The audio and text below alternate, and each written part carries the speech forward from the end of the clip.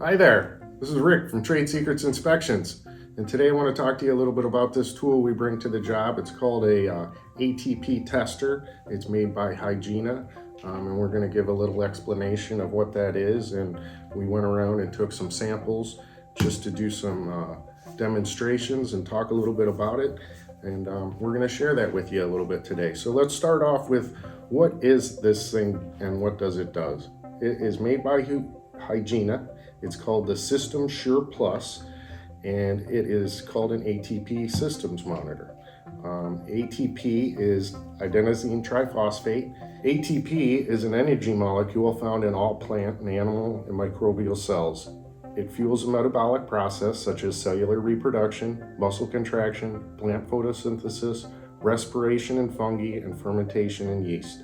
All organic living matter, living or once living, contains ATP, including food, bacteria, mold, and other microorganisms. So when we sample, we're testing for the presence of that ATP on different materials, and we use a different chemical to activate this machine, which is simply a light meter essentially, and it gives us a reading called RLUs, or relative light units, which is just a measure of how much of that living matter was present on whatever surface we tested.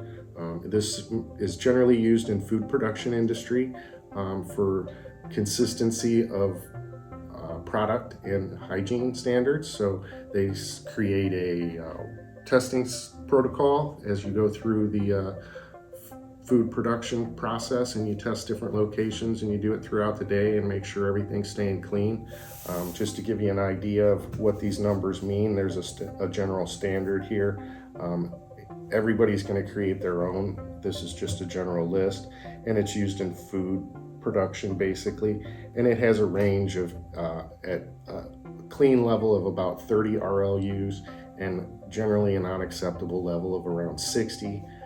There are variations of that where upwards of 300 is considered acceptable depending on what kind of food and surface it's on.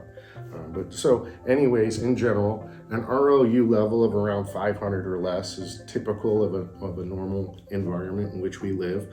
I use this machine to test different stains as an on-site method to determine whether it is an actual living organism or is it just a stain, and nothing we need to be concerned with, just clean it up. So we went around and we took some samples. First one we started with was this simple windowsill in the office. It had a little bit of dust on it when I sampled it, which is typical of most homes. We stuck it in the machine, it came back with a 200 reading on it. So again, not food grade, but typical of what we're saying below 500 is acceptable. My work desk, I took a swab of that, it came back at 60. I probably had just wiped it off because I do come home with a lot of contaminants on me, so I tend to keep my work area extra clean. Here's a good one. We all have these little black stains on our HVAC vents, the vents on the walls.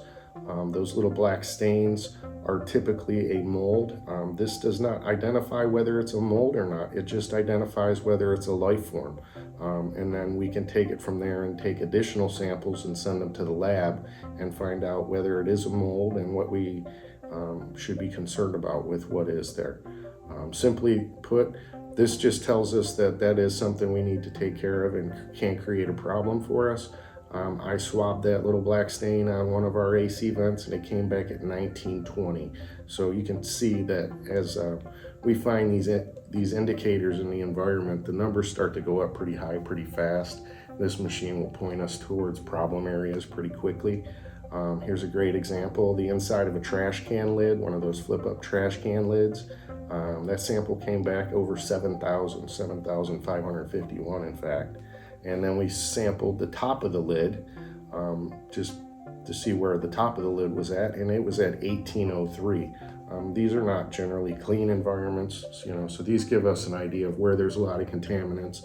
There's likely a lot of bacteria on that surface. There is probably some mold on the interior of the lid. Again, laboratory samples would show us what is present on there if we needed to know. Typically, it's not necessary to need to know. We just need to know if there's a problem, and this helps us find that. And we can do this on site for a lot less fee than the lab fees for the actual swab lab samples. Here's the refrigerator handle, typical use refrigerator handle. Came back at $243. Let's see here. Here's a good one. I like this one. So the shower head. I have 2 swabs here for a shower head. Oftentimes in our showers, the bottom of the shower head gets this growth on the little rubber emitters because the water's dripping out over time as the shower head dries out, and it stays wet there. So the little emitter thing starts to gather mold on it, essentially. I see these at different levels in different people's homes, but this is pretty common. Just to give you an idea, when I swabbed one of the black emitters, it came back at almost 8,000. When I swabbed one of the emitters that was not stained, it came back at 30. So definitely is indicating where there is a life form there. Might want to clean that up because you're probably sticking your face in the water right there.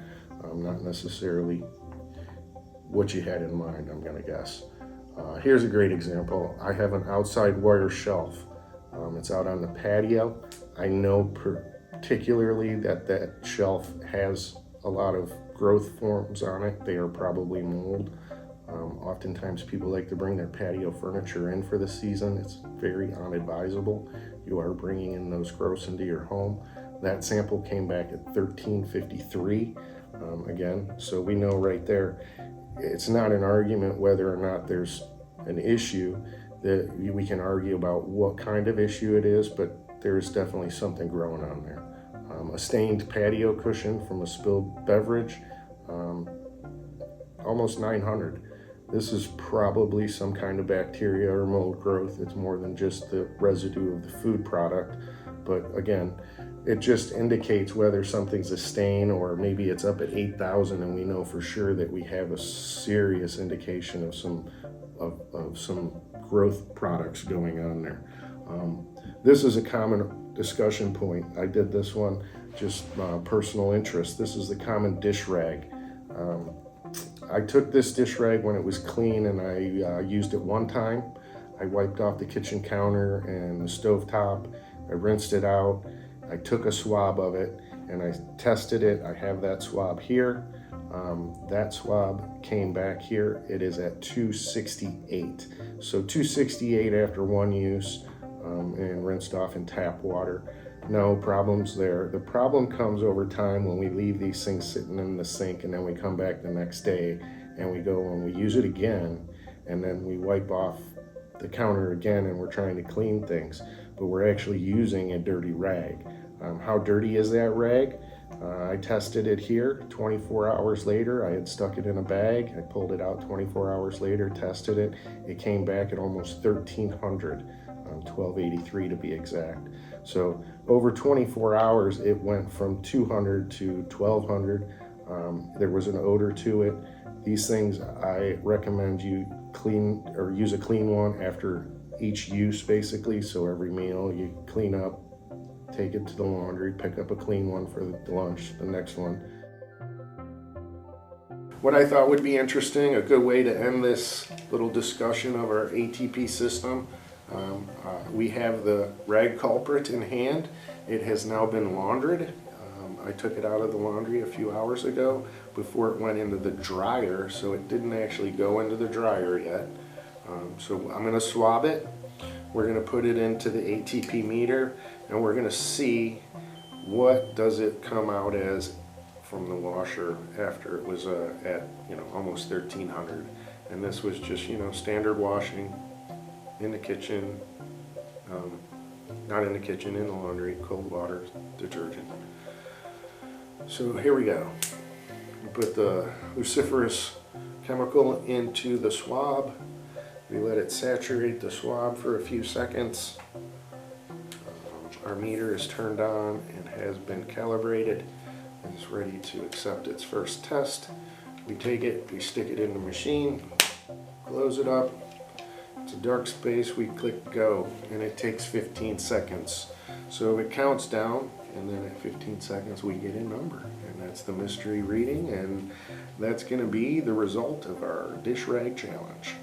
2, 1, 0. And it came back at a 28, folks. Perfectly acceptable food grade cleanliness. So the message here is, don't use the dish rag over and over again. It's perfectly fine to use a cloth dish rag, put it in the laundry, and reuse it. You need to go through, I would think, one for every meal, and then you know that what you're using is clean. After a few hours, bacteria replicates quite quickly, and you know, you're just really spreading stuff around that doesn't even need to be there. Worry not to have that dish rag sitting there and waiting for its opportunity to hit the newest surface available. So, I'm Rick. We are Trade Secrets Inspections. These are some of the things that we can bring to your home, not necessarily to do it this way. This was just an experiment of, you know, using the tool to see what the general environment is. But this is a means for me to identify where problem areas are and sources of areas of contamination that need to be taken care of. So again, great time. Hope you enjoyed it. Hope you learned something. Till the next time, Rick, Trade Secrets, because you need to know. Thank you.